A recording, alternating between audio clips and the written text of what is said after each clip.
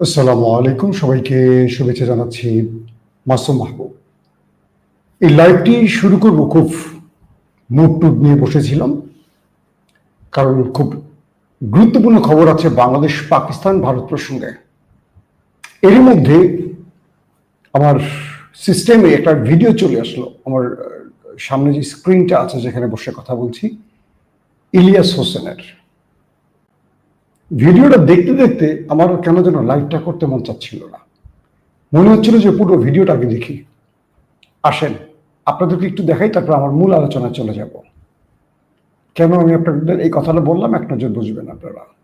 বেশ কিছুদিন ধরেই পতিত স্বৈরাচারকে ফিরিয়ে আনতে ইনিয়ে বিনিয়ে নানা ধরনের আলাপ চালিয়ে যাচ্ছিলেন আওয়ামী লীগের গুপ্তচর ডাক্তার জাহেদুর রহমান। শেখ হাসিনা তার মামলা থেকে মুক্ত হয়েছেন। উনি কি বলেছেন আমি মামলা থেকে মুক্ত, কেউ আর কিছু বলবো না? বিএনপি এই কারণে ডাব্বা মেরেছে 18 সালের কথা, 24 আসছে না কেন? সে ফেল মারবে বলে আসছে না। এনসিপি বিএনপির বিরুদ্ধাচারণ শুরু করেছে অফিসিয়াল। এখন নির্বাচনকে ঠেকিয়ে দেওয়ার বা নির্বাচনকে ডিলেট করার একটা চেষ্টা আছে। তার এরকম অসংলগ্ন কথাবার্তার সূত্র ধরেই আমরা জাহেদকে নিয়ে ভিডিও করা হবে এমন অনুমান থেকে জাহেদ তার স্ত্রীকে দিয়ে মামলাটির আবেদন করায়।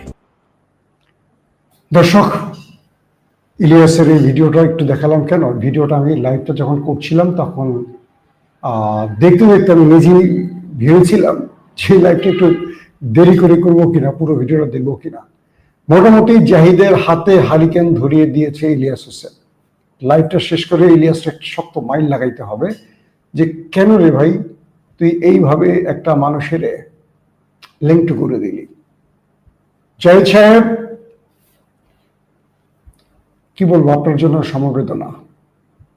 দর্শক, চলেন আমরা আমাদের মূল প্রসঙ্গে চলে যাচ্ছি। সেটা হলো আন্তর্জাতিক বিশ্বের বেশ কিছু গুরুত্বপূর্ণ খবর হাজির হয়েছে আমাদের সামনে। তার মধ্যে প্রথম খবরটি হলো পাকিস্তান ভারতকে টেনশনে ফেলে দিয়ে একটা পাকিস্তান হাইপারসোনিকে প্রবেশ করলো, শুধু না পুরো আকাশকে কাঁপিয়ে দেখালো। পাশাপাশি ভারতের ভেতর থেকে সেনাপ্রধান, বিমান বাহিনী প্রধান, নেভি প্রধান, প্রতিরক্ষা মন্ত্রী নরেন্দ্র মোদী, তাদের কাঁপুনি ছুটে গেছে। তারা আরেকটা বড় যুদ্ধের প্রস্তুতি নিতে তার দেশবাসীকে সর্বোচ্চ সতর্ক থাকা এবং জরুরি ভিত্তিতে প্রস্তুত থাকতে বলেছেন। বাংকার তৈরি করা হচ্ছে আশ্রয় নেওয়ার জন্য। পালাতে শুরু করেছে বহু মানুষ। পাশাপাশি বাংলাদেশ এবং পাকিস্তান যৌথভাবে সামরিক মহড়া করতে যাচ্ছে।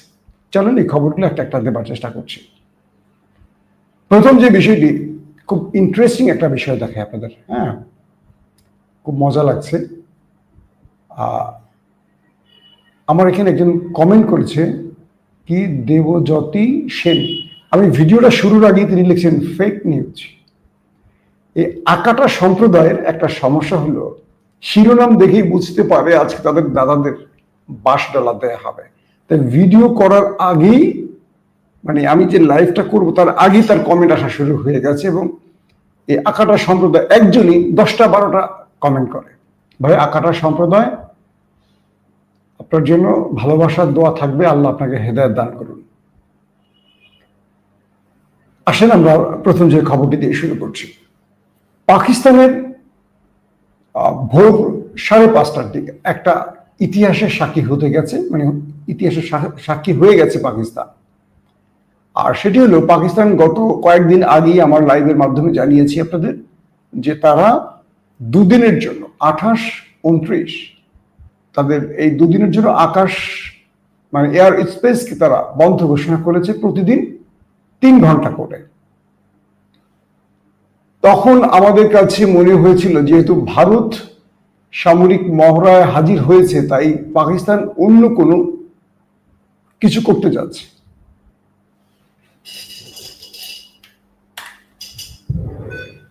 তো সেই হিসেবে আমরা নজর রাখছিলাম আজকে এবং আগামীকালকে 28 এবং 29 যে পাকিস্তান এয়ার স্পেস বন্ধ করে আসলে কি করতে যাচ্ছে।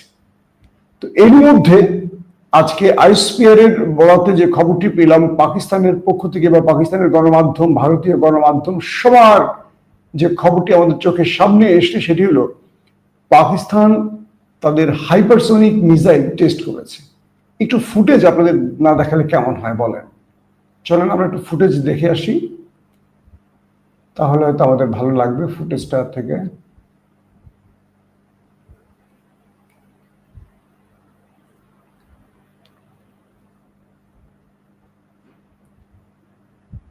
দর্শক, আপনারা দেখতে পাচ্ছেন পাকিস্তানের হাইপারসোনিক টেস্টের ফলে আকাশে যে রঙের খেলা তৈরি হয়েছে, এটা মার্কিন বিভিন্ন গবেষণা প্রতিষ্ঠান বলছে যে এটার স্পিড অতীতের বহু হাইপারসোনিকের রেকর্ড ভাঙতে পারে এবং এটি যে কোনো প্রতিরক্ষা ব্যবস্থা।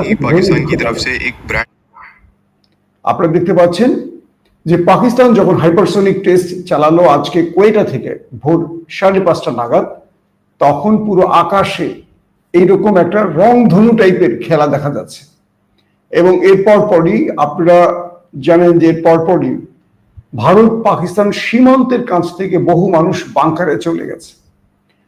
এবং রাজনাথ সিং এর বক্তব্যের পর কাশ্মীর ছাড়তে শুরু করেছে হাজারো মানুষ।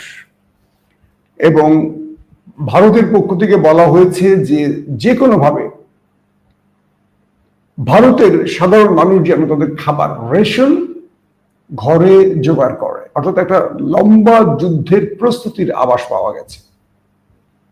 বলা হয়েছে যে বুনিয়ানুম মারসুস বা অপারেশন সিঁদুর 2, এটি লং টাইম, পূর্বে যে যুদ্ধটা হয়েছে 4 দিন 5 দিনের, এটা চলে যেতে পারে কয়েক মাসে।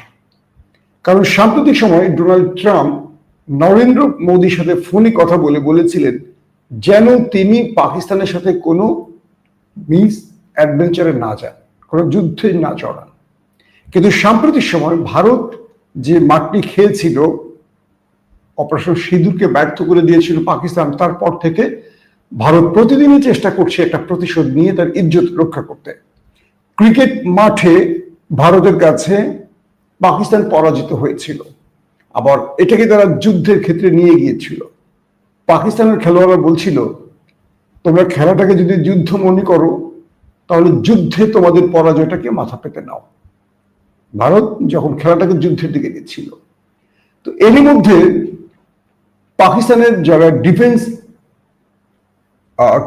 বিশ্লেষক, তাদের বক্তব্য অনুসারে যে হাইপারসোনিকটি পরীক্ষা চালানো হয়েছে, এটি অতীতের যে কোনো স্পিডকে বিট করার ক্ষমতা রাখে। বলা হচ্ছে এটি শত্রুর রাডার সিস্টেমকে, নেটওয়ার্ক সিস্টেমকে, আকাশ প্রতিরক্ষা সিস্টেমকে ব্যর্থ করে টার্গেটে অ্যাটাক করতে পারে।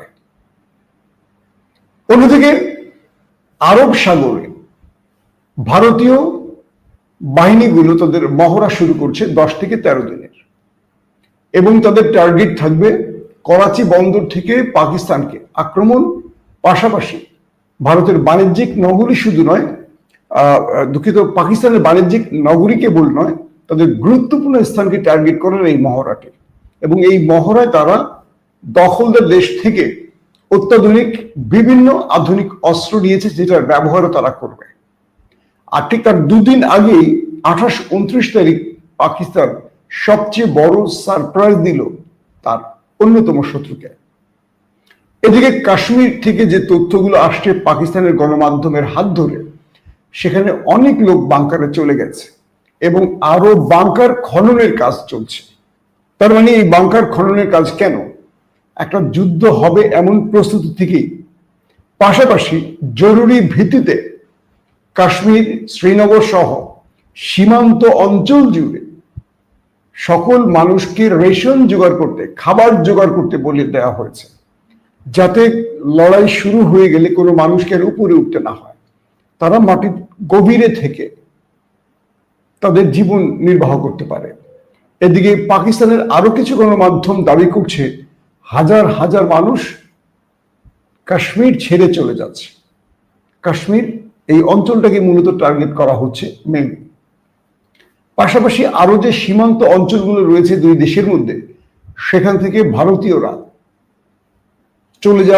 চলে যাওয়ার জন্য তারা ভিড় করেছে, চলে যাচ্ছে, যে যার মতো করে সেখান থেকে চলে যাচ্ছে। যাতে করে দুই দেশের গণমাধ্যমে একটি বিষয় স্পষ্ট হয়েছে যে এই দুটো দেশকে আবার যুদ্ধে জড়াচ্ছে। দুই দেশের বক্তব্য অনুসারে মনে হচ্ছে তারা আবারও যুদ্ধে জড়াচ্ছে, এবং সেই যুদ্ধের যে ধারণাটি পাওয়া গেছে সেটি হলো যে কোনো সময় যে কোনো একটি পক্ষ আক্রমণের মাধ্যমে দুটো দেশ জড়িয়ে পড়বে। পাকিস্তান বলছে যে তারা প্রথমে আক্রমণ করবে না, পূর্বের মতো তারা ধৈর্যের পরিচয় দেবে, যদি শত্রু আক্রমণ করে পাল্টা জবাব দেবে। আর অন্যদিকে ভারতের 3 বাহিনীর প্রধানরা তাদের কি বলবো প্রতিরক্ষা মন্ত্রী, প্রধানমন্ত্রী তাদের পক্ষ থেকে একাধিকবার যুদ্ধের হুমকি দিয়ে সকলকে প্রস্তুত থাকতে বলা হয়েছে। তার মানে ভারত আবারও অপারেশন সিঁদুরের মতো অপারেশন সিঁদুর 2-তে প্রথম আক্রমণ করতে যাচ্ছে। এটি বারবারই দুই দেশের গোয়েন্দা তথ্যের আলোকে বোঝা যাচ্ছে। তার মানে ভারত পাকিস্তান আরেকটা যুদ্ধের দিকে এগিয়ে যাচ্ছে। দর্শক, দ্বিতীয় যে বিষয়টি সেটি হলো পাকিস্তানের জয়েন্ট চিফ অফ স্টাফ শাহের শামশেদ সাহেব, তিনি এখন বাংলাদেশে আছেন। তিনি গতকালকে আমাদের অন্তর্বর্তীকালীন সরকারের প্রধান প্রফেসর ইউনূসের সাথে বৈঠক করেছেন। আজকে তিনি তার প্রতিনিধি টিমকে নিয়ে বৈঠক করেছেন বাংলাদেশের সেনা প্রধান ওয়াকারুজ্জামানের সাথে, এবং এই বৈঠক শেষে দুই দেশ বেশ কিছু সিদ্ধান্ত গ্রহণ করেছে। এক পাকিস্তান বাংলাদেশ তারা নিরাপত্তা এবং দুই দেশের সামরিক ক্ষেত্রে আরো উন্নত সামরিক প্রশিক্ষণ এবং উন্নত আধুনিক অস্ত্র ব্যবহার, যুদ্ধ কৌশল নিয়ে তারা কিছু দ্বিপাক্ষিক চুক্তি করতে যাচ্ছে। পাশাপাশি এই দেশ দুটো তারা একসাথে সেমিনার করবে, একে অপর সেনাবাহিনীর মধ্যে তাদের ডেলিগেট আদান প্রদান হবে এবং একে অপরের সেনা কেন্দ্রগুলো ভিজিট করবে, সামরিক প্রশিক্ষণের ব্যাপারে তারা কাজ করবে এবং সামরিক মহড়া করতে যাচ্ছে বাংলাদেশ এবং পাকিস্তান। অর্থাৎ ভারতের জন্য আরেকটা দুঃসংবাদ চলে এলো এরই মধ্যে। কারণটা হলো শাহের শামশেদ সাহেব, জয়েন্ট চিফ অফ স্টাফের চেয়ারম্যান যিনি, তিনি বলছেন যে পাকিস্তানের যে অ্যাডভান্স সিস্টেমগুলো আছে এগুলো তারা তাদের ভাই রাষ্ট্র বাংলাদেশকে তুলে দিতে চান, শেখাতে চান। এবং বাংলাদেশ সেনাবাহিনীকে আমন্ত্রণ জানানো হয়েছে যে তাদের সেনাবাহিনীকে প্রশিক্ষণ দেওয়ার ক্ষেত্রে বা আধুনিক ওয়ারফেয়ার ব্যবস্থাকে, ইলেকট্রনিক্স ওয়ারফেয়ার বা আধুনিক অস্ত্র পরিচালনার ক্ষেত্রে বাংলাদেশকে আরো বেশি প্রশিক্ষণের প্রয়োজনে পাকিস্তান তাদের সঙ্গে কাজ করবে। দুই দেশের সামরিক বাহিনীর মধ্যে সেমিনারও তারা একসাথে করবে, যাতে করে দুই দেশ আধুনিক যুদ্ধ কৌশলে আরো এগিয়ে যেতে পারে। বাংলাদেশ থেকে যদি পাকিস্তানের কিছু শেখার থাকে অবশ্যই সেটা পাকিস্তান রপ্ত করবে, আর পাকিস্তানের কাছ থেকে যদি বাংলাদেশের কিছু পাওয়ার থাকে সেটা বাংলাদেশ গ্রহণ করবে। এই মুহূর্তে পাকিস্তানের সাথে বাংলাদেশ সামরিক বাহিনীর যে সম্পর্ক, এটিকে ভালোভাবে দেখছে না ভারত। আমি আজ থেকে 4-5 দিন বা তারও আগের একটি লাইভে বলেছি, ভারত বাংলাদেশকে ইউক্রেনের হুমকি দিয়েছে। তার মানে ভারত হবে রাশিয়া, আমরা হব ইউক্রেন। তাহলে ভারতকে আমরা এইটুকু বলে দেই, রাশিয়ার মতো একটা পরাশক্তি, রাশিয়ার মতো পৃথিবীর সবচেয়ে বৃহত্তম সামরিক এবং জনসংখ্যা এবং আয়তনের দেশ এখন পর্যন্ত ইউক্রেনকে হারাতে পারেনি। এই যুদ্ধে রাশিয়া হাজার হাজার সেনা হারিয়েছে। এই যুদ্ধে রাশিয়া তার পারমাণবিক কেন্দ্রে আক্রান্ত হয়েছে। এই যুদ্ধে ক্রিমিয়া ব্রিজ ধ্বংস হয়েছে। এই যুদ্ধে রাশিয়ার প্রচুর ট্যাঙ্ক, আধুনিক অস্ত্র ধ্বংস হয়েছে। কিন্তু এখন পর্যন্ত রাশিয়া এই যুদ্ধে কাঙ্ক্ষিত না, কোনো বিজয় পায়নি। ইউক্রেনকে ধ্বংস করেছে, এইটুকুই তার বিজয়, কিন্তু পাল্টা রাশিয়াও ধ্বংস হয়েছে। তার মানে যদি বাংলাদেশ ইউক্রেন হয় আর প্রতিবেশী দেশটি রাশিয়া হয়, তাদেরকে আমরা এই বার্তাটি দিতে চাই যে আমরা ছোট বলে তোমাদের কাছে হেরে যাব না। আমাদের ইনশাআল্লাহ আরো মিত্র থাকবে, যে মিত্ররা তোমাদেরকে এইটুকু বার্তা দেবে যে তোমরা খণ্ড বিখণ্ড হয়ে যেতে পারো। তোমরা যদি কোনো ভুল সিদ্ধান্ত নাও বাংলাদেশের ইস্যুতে, বাংলাদেশ তোমাদের ছাড় দেবে না। তোমরা আয়তনে বড় হও, সামরিক ক্ষেত্রে বড় হও। তোমাদের যে বহু গুণে ছোট, সামরিক বাহিনী ছোট, আয়তনে ছোট, এবং তোমরা পৃথিবীর সামরিক দিক থেকে 4 নম্বরে, সেই 4 নম্বরের বাহিনীকে 12 নম্বরের বাহিনী পাকিস্তান মাত্র 4 দিনে তোমাদের পরাজিত করে প্যাকেট করে পাঠিয়ে দিয়েছে, যার কারণে তোমাদের ডোনাল্ড ট্রাম্পের কাছে গিয়ে বলতে হয়েছে যুদ্ধবিরতি চাই মাননীয় প্রেসিডেন্ট, যুদ্ধবিরতি ঘটাও। পাকিস্তান কাপড় ছিঁড়ে ফেলছে, পেছনের সবকিছু বেরিয়ে গেছে, বিচি ঝুলতেছে, বিষয়টা এরকম করে ফেলছে। সো আমরা সেই পাকিস্তানেরই ভাই। একটা জিনিস মনে রাখবেন, এবার আওয়ামী লীগ আর দাদাদের হাতে ঘা লাগবে। বলি, একটা পরিবারে 2টো ভাই বা 3টা ভাই বা 4 ভাই বোন 5 ভাই বোন থাকে না? যখন তারা ছোট থাকে তখন তাদের মধ্যে একটা মিল থাকে, বন্ধন থাকে, একসাথে খেলে, একসাথে ঘুমায়, একসাথে পড়ে। যখন তারা বড় হয়, বিয়ে করে, সংসার হয়, ঘরে বউ আসে, তখন তারা ভাগ হয়। বাবা তখন সব সন্তানকে আলাদা করে দেয়, বাড়িঘর বানায়, একজন এক জায়গায় থাকে, আরেকজন আরেক জায়গায় থাকে। তাই তো আমার 3 ভাই, আমরা 3 জন 3 জায়গায় থাকি। গ্রামে ফিরলে একসাথে এক প্লেটে খাই এখনো, কিন্তু 3 ভাই 3 জায়গায় থাকি। বাবা 3 জনকে আলাদা করে দিয়েছে। বাংলাদেশ এবং পাকিস্তানকে আমরা মনে করি আপন রক্তের 2 ভাই। বড় হয়েছে বাংলাদেশ, ছোটবেলায় আমরা 47-এর পর থেকে আমরা এক টেবিলে ছিলাম, একসাথে খেয়েছি। 71-এ গিয়ে আমাদের ঘরে বউ এসছে, তো ইন্দ্রা এসছিল মুজিবের জন্য। তো সবকিছু মিলে আমাদের সন্তান বড় হচ্ছে, আমাদের স্বার্থের প্রয়োজনে আমরা আলাদা হয়েছি। কারণ আমাদের বড় ভাইরা যখন ছোট ভাইদের একটু শাসন করে বা অন্যায়ভাবে শাসন করে, পাকিস্তান তো একটু অন্যায় শাসন করেছিল, তারা বড় ভাই দেখে আমাদের উপর জুলুম নির্যাতনটা করে ফেলেছিল পাকিস্তানের সামরিক বাহিনী। তো ওই সময় যে সামরিক বাহিনী যারা অত্যাচার করেছিলেন, আমরা ছোট ভাইরা আলাদা হয়ে গেছি। এখন আমাদের সাথে বড় ভাই আর ছোট ভাইয়ের মধ্যে রিলেশন থাকবে ভ্রাতৃত্বের, কারণ আমরা যতদিন এক থাকবো, ঐক্যবদ্ধ থাকবো। আমাদের যে আগে আমাদের সাথে ছিল সৎ ভাই ভারত, এরা তো আমাদের সৎ ভাই, আগে তো আমরা একসাথে ছিলাম, তাই না? ব্রিটিশকে খেদিয়ে। তো ওরা এখন কি করে, আমাদের 2 ভাইয়ের মধ্যে গ্যাঞ্জাম লাগাবার চেষ্টা করে ওরা আমাদেরকে ফুসলায়। তো ফুসলাতে মাঝে মাঝে শেখ হাসিনার মতো লেন্দুর দর্জি ওরা পেয়ে যায় যে তোমাকে অবৈধ ক্ষমতা দিব আর তুমি রাষ্ট্রের সব সম্পদ আমাকে চুরি করার সুযোগ দিবা। তো সেই লেন্দুর দর্জি তো আর নেই বাংলাদেশে, 16 বছর দুঃশাসনের পর চলে গেছেন। তো এখন যারা আমাদের ফুসলাচ্ছে সৎ ভাই, তাদেরকে বলছি তোমরা আমাদের সৎ ভাই, আমরা তোমাকে সতের পরও ভাই মনে করছি। সো তোমরা যদি আমাদের ভাই থাকতে চাও, তাহলে আসো আমরা মিলে যাই। তোমরা আমাদের শোষণ করার পরিকল্পনা করো না, সীমান্তে আমাদের মারার চেষ্টা করো না। আমাদের পিলখানাতে সামরিক বাহিনীকে যেভাবে তোমরা মেরেছ, এটার জন্য ক্ষমা চাও।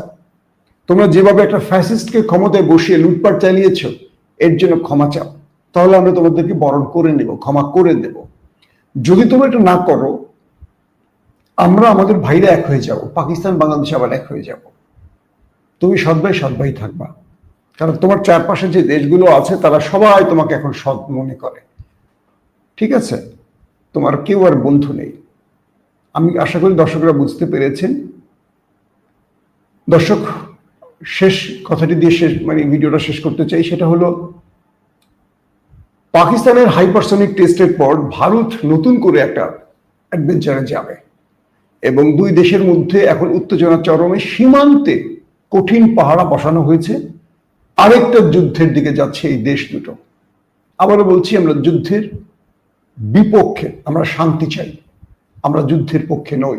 কারণ এই যুদ্ধটা আবার প্রচুর মানুষের প্রাণ কেড়ে নিবে, সম্পদ ধ্বংস করবে। আসেন শান্তির পক্ষে দাঁড়াই। আল্লাহ হাফিজ।